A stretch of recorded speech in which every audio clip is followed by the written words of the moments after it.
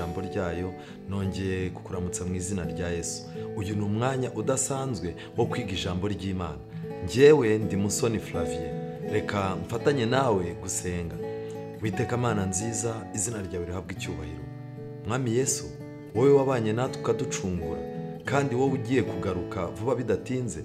Turagusaba ngo ubwo tugiye kwiga ijambo ryawe, iby'ingenzi, ibyazatuma duhura nawe, ibyazatuma tuguhagarara imbere tudatsinzwe, tukabasha guhagarara ku nyanja y'ibirahure turirimba indirimbo yo kunesha, ibishobora gutuma umutima wacu ushyikira icyo watugeneye, bigatuma duhagarara neza muri ibi bihe by'imperuka y'isi. Turasaba yuko wabiduhera muri iri jambo, kandi uduha amatwi iby'umwuka bw'iri torero, kugira ngo icyadutandukanya nawe kigizweyo. Tugiye kubumbura iri jambo, udufate mu biganza utuyobore, kugira ngo abana bawe twigishwe nawe, kandi udufatishe imyanzuro ya burundu. Tubisabye mu izina rya Yesu, amen. Uyu mwanya tugiye kwigana ijambo ry'Imana rifite insanganyamatsiko ivuga ngo ibimenyetso byo kugotwa n'amahirwe yo gutoroka. Ibimenyetso byo kugotwa n'amahirwe yo gutoroka. Ese abana b'Imana babayeho muri ibi bihe by'imperuka bafite ibibazo? Yego. Bafite byanga byakunda ibibagosese? Yego. Satani arimo arakoresha imbaraga nyinshi kugira ngo atugote, ariko nanone Imana ifite uburyo bwayo budasanzwe bwo kudukiza twebwe. Nubwo tuba dufite uburyo bwacu twagennye bwo kwikiza, Imana ifite uburyo bwayo. Muri Bibiliya, muri Nahumu igice cya 3, umuhanuzi Nahumu yanditse amagambo akomeye nifuza gushingiraho cyane muri iki cyigisho. Nahumu igice cya 3:14, Bibiliya iravuga ngo ivomere amazi azaba ahagije mu gihe cyo kugotwa. Ivomere amazi azaba ahagije mu gihe cyo kugotwa. Yerusalemu uburyo yari yubatse wari umujyi umeze nk'igipangu, kandi ikintu gitangaje, amariba n'imirima byabaga hanze ya Yerusalemu. Niyo mpamvu rero byanga byakunda umuntu agufungiranye muri Yerusalemu udafite amazi, udafite ibyo kurya, byanga byakunda ntiwashoboraga kubona uko uvamo. Niyo mpamvu Nahumu yagiriye inama abantu bo mu gihe cye mu buryo bwa mwuka, arababwira ati ivomera amazi azaba ahagije mu gihe cyo kugotwa. Komeza ibihome byawe, jya mu ibumba ukata urwondo, ukomeze itanura ry'amatafari. Nshuti yanjye, aya magambo aravuga ngo iki? Icya mbere ni uko umuntu akeneye amazi. Ese ijambo ry'Imana rivuga ngo iki? Yesu ati unywa amazi nzamuha ntazongera kugira inyota, ahubwo amasoko adudubiza azahora adudubiza mu nda ye. Mu magambo make, Yesu Kristo yiteguye gutuma tutazongera kugira inyota ukundi. Ariko nanone bite ku bigendanye no kugotwa? Mu gihe cya Nahumu, Isirayeli yari igiye kugotwa, ariko nanone mu gihe cya Yesu atangaza amagambo muri Matayo 24, Roma yari iri hafi kugota Yerusalemu nanone. Hano ivomera amazi azaba ahagije mu gihe cyo kugotwa, komeza ibihome byawe, jya mu ibumba ukate urwondo, ukomeze itanura ry'amatafari. Amosi igice cya 3:11, Bibiliya iravuga ngo nicyo gituma Uwiteka Imana ivuga iti hazabaho umwanzi, ndetse azagota igihugu. Azaba umwanzi, kandi uyu mwanzi azagota igihugu. Reka mbibutse yuko igihugu cyacu cyo kwizera ariyo mitima yacu, byanga byakunda Satani arimo arayigota cyane. Ariko nanone uretse ibyo ngibyo no kwizera kwacu gusanzwe mu myizerere, Satani yiteguye gukoresha imbaraga zitandukanye z'abantu n'abadayimoni kugira ngo agote kwizera kwacu. Azagota igihugu. Hazabaho umwanzi, ndetse azagota igihugu. Azacogoza imbaraga zawe, amanyumba yawe azasahurwa. Gucogoza imbaraga, niba hari ibintu bikomeye Satani agiye gukora, ni ugucogoza imbaraga z'abantu b'Imana. Kandi niba hari misiyo ikomeye Roma igiye gukora, ni ugucogoza imbaraga z'ubuprotestani. Nshuti zanjye, byanga byakunda abantu bakwiye kubimenya. Mu gitabo cy'Umubwiriza igice cya 9:13, Bibiliya iravuga ngo kandi nabonye ubwenge munsi y'ijuru. Nabonye ubwenge munsi y'ijuru bwambereye igikomeye. Hariho umudugudu muto urimo abantu bake, maze haza umwami ukomeye arawutera, arawugota, awurundaho ibirundo byo kuririraho. nuko habonekamo umukene uzi ubwenge akirisha uwo mudugudu ubwenge bwe, nyamara nta muntu wibutse uwo mukene. mpera ko ndavuga nti ubwenge buruta imbaraga, ariko rero ubwenge bw'umukene burahinyurwa kandi amagambo ye ntiyumvikana. amagambo y'umunyabwenge avugirwa hiherereye, aruta urusaku rw'umutwaro utwara abapfapfa. ubwenge buruta intwaro z'intambara, ariko umunyabyaha umwe arimbura ibyiza byinshi. mu magambo make byanga byakunda, ku isi hari uhagarariye abandi banyabyaha babi uzarimbura ibintu byinshi. kandi nanone uyu mudugudu muwutekerezeho, wari umudugudu wa umwami ukomeye, yarawuteye arawugota, ariko uyu mudugudu abari bawurimo wakijijwe n'umusore w'umukene uzi ubwenge. niba hari ikintu dukeneye rero kugira ngo imitima yacu irokoke, niba hari ibintu dukeneye kugira ngo itorero rirokoke, imitego ririmo gutegwa, dukeneye ubwenge. dukeneye ubwenge buva mu ijambo ry'Imana. reka nkwibutse yuko igihe Yesu yavugaga ibyo muri Matayo 24 avuga ibimenyetso byo kurimbuka ku isi, kugotwa kwa Yerusalemu n'irangira ry'isi, yavuzemo ibintu byinshi. reka nkwibutse yuko habonetse ibimenyetso by'amabendera y'abasirikare b'abapagani, niyo yabanje kujya ku butaka bwera muri metero 200 nyuma y'inkuta. Abisirayeli umunsi umwe, ndagira mbwire ngo ubwo ni mu mwaka wa 70, bagiye kubona babona ingabo ziraje z'abaroma, ziragiye zigeze muri metero 200 zizamuye amabendera. Abisirayeli bavuga bati nta kibazo, ikibi nuko baba binjiye mu murwa hagati. reka mbabwire yuko ntago bamenye ko barimo kugotwa, ntago bibutse yuko byanga byakunda ubuzima bwabo bugeze mu kaga. iki cyari ikimenyetso simusiga cyo guhunga bari hejuru y'inzu, cyangwa abo mu nzu bagombaga kudatekereza ku butunzi bwabo mu mirima kandi ntibari gutaha. nshuti zanjye, amabendera yo kugota kwa Roma uyu munsi wa none mujya muyabona, arahari rwose. Abisirayeli barabibonye ariko babona ni ibintu by'imikino, baravuga bati se kugota kuriya ko ntacyo bitubwiye, nta kintu biri buhindure ku buzima bwacu bwo mu mujyi, nta kintu biri buhindure ku misengere yacu, nta kintu biri buhindure ku buryo twabagaho n'ibyo twungukaga, nibahagume. ikibazo n'uzasohoka akabajyamo nibo bazamerera nabi. reka nkubwire yuko byanga byakunda icyakurikiyeho habonetse imvururu mo hagati muri Yerusalemu, kandi hari udutsiko. icya mbere, uretse kuba batewe n'abaroma, Satani muri Yerusalemu hagati mu mwaka 70 yatangiye guturuka muri 67 gukomeza. Satani noneho yatangiye kuzana imvururu muri Yerusalemu hagati, noneho nukuvuga ngo bari batewe barangije batangira no kwitera. Satani ibyo bintu azabikora, hazaboneka intambara zo hanze y'itorero, Satani azanemo n'intambara mo hagati mu itorero. kumvikana kuzananirana hagati y'abavugabutumwa, hagati y'abayobozi b'itorero, hagati y'abizera no hagati y'abaririmbyi. Abizera n'abakora umurimo bazaza bahora bashwana, kandi nyamara no hanze bafite ibindi bibazo, kugira ngo berekane ko nta kibazo bahaye ibiguzi, kugira ngo berekane ko nta kibazo. Abatambyi bari muri Yerusalemu bahaye ibiguzi abahanuzi b'ibinyoma, kugira ngo babwire abantu ko Imana izatabara ubwoko bwayo, kandi ayo mahoro bayahanuraga nabo ubwabo babona amabendera y'abaroma, kandi abantu benshi bapfanye iki cyizere. Mbega amagambo akomeye, mbega uburyo kurimbuka kwa Yerusalemu byari bimeze. Umuhanga w'umuyahudi witwa Josephus yanditseho ibintu byinshi cyane. Abatambyi bemeye gusohora amafaranga baharuswa abantu bitwaga ngo ni abahanuzi, ngo bajye bagenda bahanura ko nta kibazo gihari, bajye bagenda bahanura ko nta kaga gahari, ndetse abantu bagera ubwo bapfa bafite icyizere ko ntacyo bazaba. Bavugaga ko Imana izatabara ubwoko bwayo, nta kibazo kizaba. Nshuti zanjye, kugotwa ni ikintu gikomeye. Byaba byiza kwiyarura mbere y'uko ugoterwamo. Ikindi gikomeye cyabaye mu gitabo cy'intambara ikomeye, ni igitabo nkunda cyane. Iki gitabo kinsobanurira ibintu byinshi. Muri iki gitabo basobanura neza yuko mu gicuku habonetse umucyo umurika ku rusengero no ku rutambiro. Aha ni mu mwaka wa 70. Bagiye kubona babona mu gicuku habonetse umucyo umurika ku rusengero no ku rutambiro. Mu magambo make, abantu banze Imana bakanga ijambo ryayo, barangiza Imana ari ikibafitiye amagambo makeya no kubasezeraho ikoresheje inzu yayo, ariko nta gaciro babihaye. Uyu munsi wa none, hejuru y'inzu y'Imana haracyari ubutumwa Imana ikivugira mu itorero, ariko n'ubwo butumwa agahe busigaranye n'agahe gatoya. nshuti zanjye, habonetse amafarashi y'intambara ku bicu n'abarwanyi biteguye urugamba. Mu magambo make, Abisirayeli bagombaga kumenya yuko binjiye mu ntambara ifitanye isano n'imyizerere yabo, ariko babonaga ari ibintu bisanzwe. Nshuti zanjye, uyu munsi wa none iyo urebye intambara zirimo kubera mu madini, wibaza niba aribo bagiye kurwana intambara isoza amateka y'isi bikakuyobera. Harimo intambara z'ibyubahiro, intambara zo kumenyekana, intambara z'amoko n'aho abantu baturuka, intambara zo gupfa amafaranga, intambara zo... Ndajya mbabwire ngo izo ntambara zose zikwiye guhagarikwa, hakarwanirwa intambara yo kwizera.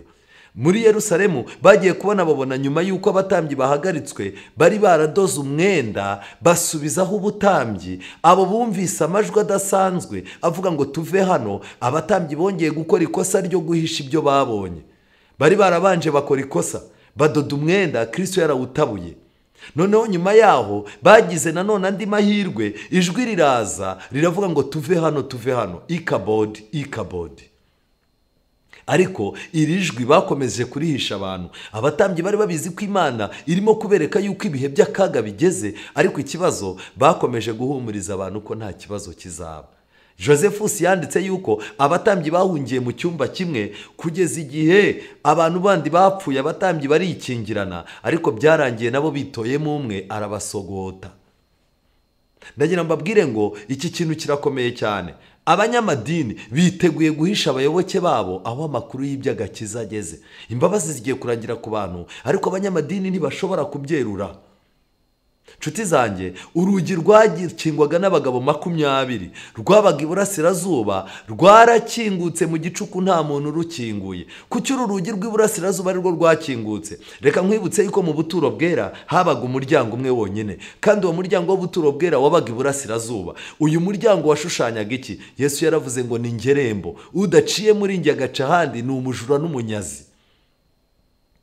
Ariko uyu munsi wa none nagira mbabwire ngo Abisirayeli bagiye kwisanga bisanga urugi rurikinguye, nta muntu rukinguye, bagiye ko nabona rongera rurikinze. Reka mbibutse yuko hari itorero Kristo yabwiye ngo kiza urugi imbere yawe rukinguye, ntawe uzarukinga. Ariko uru rugi rurasobanura iki? Imbabazi z'Imana zigiye gukingwa. Bagiye babona umugabo wamaze imyaka 7 abwiriza ko hagiye kubaho amahano. Uyu mugabo baramufashe bamwita yuko hahamura abantu. Nkuko uyu munsi wa none abavuga butumwa bafatwa nabi, bakabita yuko bakabya, bakabita yuko bazana iterabwoba mu bantu. Uyu mugabo yarafashwe, arangije arafungwa, amaze gufungwa arakubitwa, ndetse yiciwe muri kiriya gitero. Ariko ntabwo yarimbutse, kuko yari yaravuze iby'Imana yamubwiye, gusa baramufunze burawaca atoroka. N'uyu munsi wa none abantu babwiriza ubutumwa bwo kugaruka kwa Yesu, abantu berurira abantu aho isi igeze, bakomeje kwitwa abantu bakabya. Ariko nshuti zanjye, najya mbabwire ngo iki kintu dukeneye kucyitaho cyane. Kurokoka Imana yarabigennye, ariko abantu bazagira amahirwe ni abantu bazamenya yuko barimo kugotwa.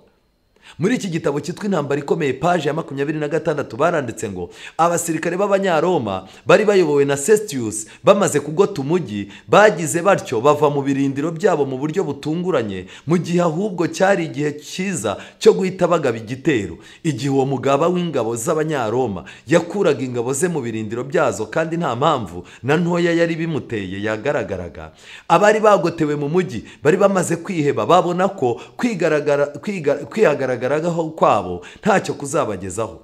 Bari biteguye kumanika amaboko ngo bemere ko batsinzwe. Ariko uburinzi bukomeye n'imbabazi Imana igira nibyo byari biyoboye iyo gahunda, kubera ineza igirira ubwoko bwayo. Imana yari igikunze Abisirayeli, irangije ibona n'ubwo ingabo z'Abaroma zagose ntawe uzarokoka.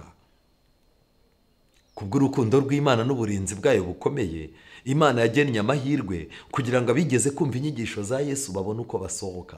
Abantu bakunda Imana kandi bayishaka babone uburyo bahunga. Bagombaga guhungira Ipera yo mu gihugu cyitwaga Perea. Kandi inshuti zanjye, abakristo bari bategereje, bari bamaze guhabwa ikimenyetso bari barasezeraniwe. Icyo gihe rero umwanya wo kumvira imiburo y'Umukiza wari ubonetse ku bantu bose babyifuzaga. Ibyabaga byari biyobowe ku buryo nta Bayuda cyangwa Abanyaroma bari kubuza abakristo guhunga. Imana yaciriye inzira ubwoko bwayo. Niyo mpamvu nabwiye ngo icyigisho turimo kwiga aha ni uburyo bwo kugotwa bukomeye n'amahirwe Imana itanga yo gutoroka. Imana yahaye amahirwe abantu bakurikiranye inyigisho za Kristo, baratoroka, ibaha icyanzu. N'uyu munsi wa none, nubwo Roma irimo kugota nanone, nubwo Yerusalemu yamaze kugotwa, muzabimenya kubera iki? Yerusalemu nta gaciro kagihari, abanyamahanga barayitwaraho uko bashatse. Ndetse nagira mbabwire ngo amabendera y'abapagani aratuzengurutse cyane ku buryo byanga byakunda turi mu bihe by'akaga gakomeye, ariko abantu ntago babibona. Imana yatanze amahirwe yo kumenya ko bafite umwanzi. Imana buri munsi mu minsi mikuru y'ingando bagombaga gushira Abisiraheli. Iyo biba mu minsi mikuru y'ingando, abakristo bagombaga guhabwa amahirwe yo guhunga. Kubw'ibyo rero Imana iyi operasiyo niyo yayikoze, operasiyo yo guhunga, operasiyo yo gutoroka, operasiyo yo kuva mu kibi ujya mu cyiza. Ni operasiyo umuntu afashwamo n'Imana yonyine. Intambara ikomeye, paje 30 baranditse ngo ubugome n'urwango bya Satani, gusenywa kwa Yerusalemu ni umuburo ukomeye kandi wo kwitonderwa ugenewe abantu bose bakerensa impano z'ubuntu bw'Imana kandi banga kwemera kwingingana imbabazi kwayo. Nta gihe higeze hatangwa igihamya kiruta icyo cyerekana urwango Imana yanga icyaha kandi cyerekana igihano umunyabyaha azahabwa nta kabuza. Nk'uko abantu banze Yesu, bakanga intumwa ze, bakanga ubutumwa bwazo, barimbukiye muri Yerusalemu, ni nako n'uyu munsi wa none nta kintu cyiza abantu banze Imana, banze ijambo ryayo, banze gutega amatwi ubutumwa bubwirizwa n'abakozi b'Imana, ntibashobora kurokoka. Paje 31 y'icyo gitabo baranditse ngo ntabwo abatuye isi biteguye kwemera ubutumwa bugenewe igihe cya none kurusha uko abayuda bari biteguye kwemera kwakira umuburo w'umukiza warebanaga n'isenywa rya Yerusalemu. Mu magambo make, abantu b'uyu munsi wa none bo ni babi cyane kuruta uko Abisiraheli bari bameze. Ni nayo mpamvu abantu batiteguye kwemera ubutumwa bugenewe igihe cya none.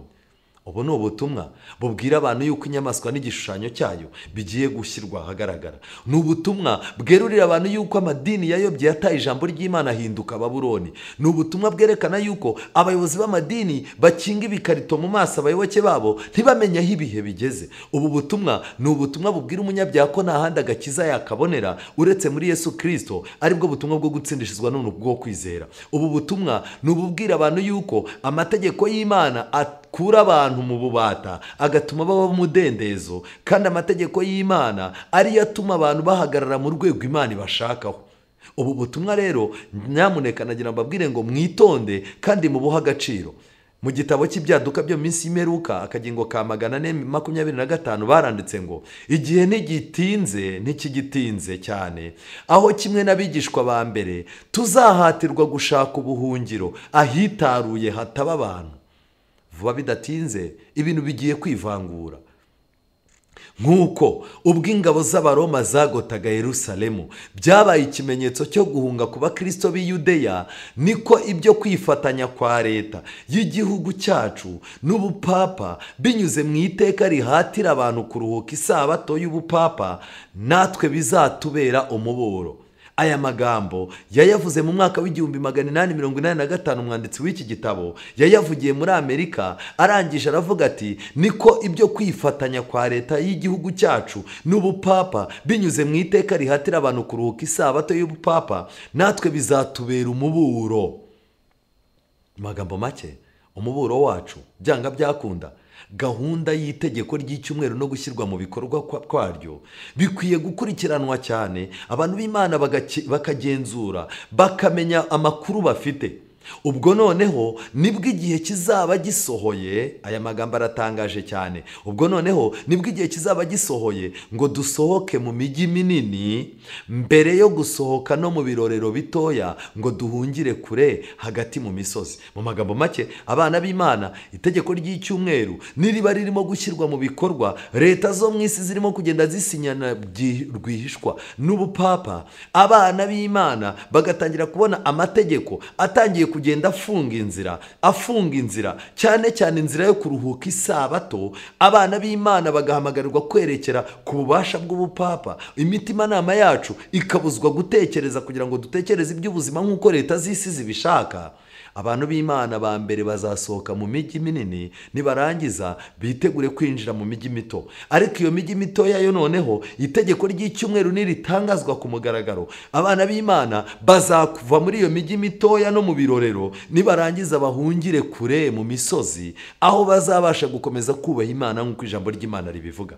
Uku ni ukuri abantu bakwiye kwitegura. Ariko ikibazo gihari, abantu bararangaye, ubutumwa, abantu babwiriza ubutumwa bwiza bakomeje kutitabwaho. Luka 19:41, Yesu ariririye Yerusalemu, ageze hafi abona umurwa, arawuririra ati, uyu munsi nawe iyo umenya ibyaguhesha amahoro, ariko none bihishwa amaso yawe, kuko iminsi izaza ubwo abanzi bawe bazakubakaho uruzitiro, bazakugota, bazakurinda cyane impande zose, kandi bazagutsembana n'abana bawe batuye muri wowe. Ntibazagusigira ibuye rigeretse ku rindi, kuko utamenye igihe wagenderewe.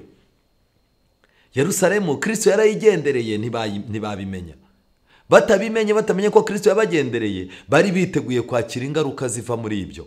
Niyo mpamvu Yesu yavuze ngo iminsi izaza ubwo abanzi bawe bazakubakaho uruzitiro, bazakugota bakurinde. Aya magambo arimo arasohorera kuri Yerusalemu y'uyu munsi wa none. Niba uyu munsi wa none Imana irimo kugenderera abantu bayo mu nzu yayo, Imana ikaba irimo kugendera abantu bayo mu ijambo ryayo, ikaba irimo kugenderera abantu bayo ibigisha ibihe aho bigeze, ibereka uburyo bakwiye gutandukana n'icyaha n'igisa nacyo, bakirundumurira kwinjira muri Kristo Yesu. None umuntu udafite umwanya wabyo azagoterwamo kandi azanarimbukiramo. Hari ibimenyetso byo kugotwa uyu munsi wa none. Inama ziga kugushakira isi amahoro buriya ziradukangura, zakagombye kudukangura tukamenya yuko amahoro y'isi uko arimo gushakishwa, byanga byakunda abana b'Imana mwibuke yuko aribo bazaregwa, yuko aribo batuma isi itagira amahoro. Reka mbibutse yuko inama z'abayobozi b'amadini bahurije mu gusabira isi amahoro no gusaba ku isi itunganywa ikaba nka paradizo. Mu gihe turimo kubona ko isi igiye kurimbuka, byanga byakunda, ubu nabwo ni ubundi buryo bwo kugotwa abantu batazi.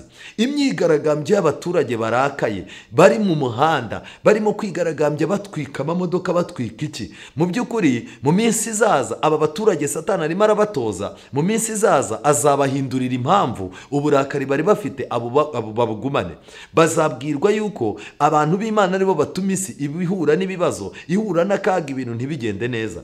Mbega uburyo abantu barakaye uyu munsi, barakariye za politike zabo, abantu barakariye imibereho mibi bafite, barakariye abanyapolitike, birirwa mu mihanda bigaragambya. Vuba bidatinze bazahindukira n'abana b'Imana. Kuriya nako ni ukugotwa n'uko abantu badafite amaso.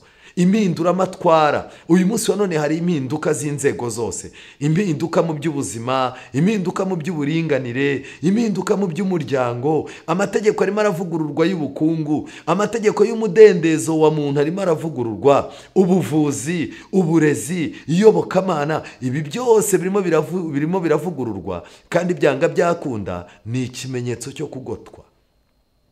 Reka nkwibutse yuko ubwiyunge bw'ibihugu byanganaga, amadini atahuzaga akaba arimo guhuza, amashyirahamwe arimo gushyirwaho yo kugira ngo akurikirane ibibazo bya muntu, ubwayo yerekana yuko ari ibimenyetso byo kugotwa. Hari amagambo akomeye nifuza yuko uha agaciro uyu mwanya, aboneka mu gitabo cy'abahanuzi n'abami, paje 581. Ni igice cya 51 mu cyigisho cyitwa ububyutse mu by'umwuka. Baranditse ngo kubwo kwirengagiza Bibiliya, ingaruka yabaye gutera amategeko y'Imana umugongo. Inyigisho ivuga ko abantu babatuwe kukumvira amategeko y'Imana yaciye intege imbaraga z'ibyo umuntu asabwa mu by'imico mbonera, kandi yakinguriye imiryango ibicumuro byinjira mu isi. Kudakurikiza amategeko, kwiyandarika no kwangirika kw'imico birimo birakwira ahantu hose nk'umwuzure uteye ubwoba. Ahantu hose hagaragara igomwa, kuvuga ibinyoma, uburyarya, kwitandukanya, kurushanwa abantu bagahangana, amakimbirane, gutatira igihango cyera, ndetse no kwirundumurira mu gutwarwa n'irari. Igihango cyera n'iki kibaho, abantu basezerana ku bana, ariko ugasanga ubusambanyi ndetse na leta zo mu isi zirabushyigikiye. Gahunda yose yerekeye amahame n'inyigisho by'iyobokamana, mutega amatwi, gahunda yose yerekeye amahame n'inyigisho by'iyobokamana kandi yagombye kuba urufatiro rw'umurongo ngenderwaho w'ubuzima mu mibanire y'abantu n'abandi, isa n'ikirundo cyenda guhirima kigiye guhinduka umusaka. Mu magambo make, amahame n'inyigisho by'iyobokamana birasa n'ikirundo cyenda guhirima. tugeze ahantu hakomeye cyane. Zaburi 32 umurongo wa 10, abanyabyaha bazabona imibabaro myinshi, ariko uwiringira Uwiteka imbabazi zizamugota. Ngiki cyifuzo cyanjye ngusabira Imana kugira ngo igufashe. Zaburi 34 umurongo wa 8, marayika w'Uwiteka abambisha amahema yo kugota bamwubaha akabakiza. Nimusogongere mumenye yuko Uwiteka agira neza, hahirwa umuhungiraho. Ijambo ry'Imana riratangaje. Reka nkwibutse yuko hari Zaburi 125 umurongo wa 2 ikundwa n'abantu bose. Iyi Zaburi iravuga ngo nk'uko imisozi igose Yerusalemu, niko Uwiteka agota abantu be uhereye none ukageza iteka ryose. Reka mbabwire yuko ibimenyetso byo kugotwa birimo biragaragara, ariko twishimire yuko Uwiteka umuremyi w'ijuru n'isi ari mu ruhande rwacu kandi natwe tugose. Reka ngusabe we kwitegereza cyane kugotwa kw'ibimenyetso birimo kugaragara, ahubwo ubone ibimenyetso byo kugotwa n'Imana yuko ikwitayeho kandi yifuza ko wihana ugatandukana n'ikibi. Imana ikugote mu izina rya Yesu, amen. Witeka Mana nziza, izina ryawe rihabwe icyubahiro. Tunejejwe yuko utuzengurutse, tunejejwe yuko utugose. Nubwo isi irimo kugota abana b'Imana kugira ngo ibakamure ibamaremo ubuntu, ariko nawe uratugose kugira ngo dusubizemo imbaraga. Urimo uradukoma mu bitugu utubwira uti nimukomere bana banjye turi kumwe. Ubwo uri kumwe natwe rero nta bwoba bw'ubuzima bw'ahazaza dufite. Reka tukugirire icyizere, tuzi neza ko uzaducira icyanzu. Tubisabye mu izina rya Yesu, amen.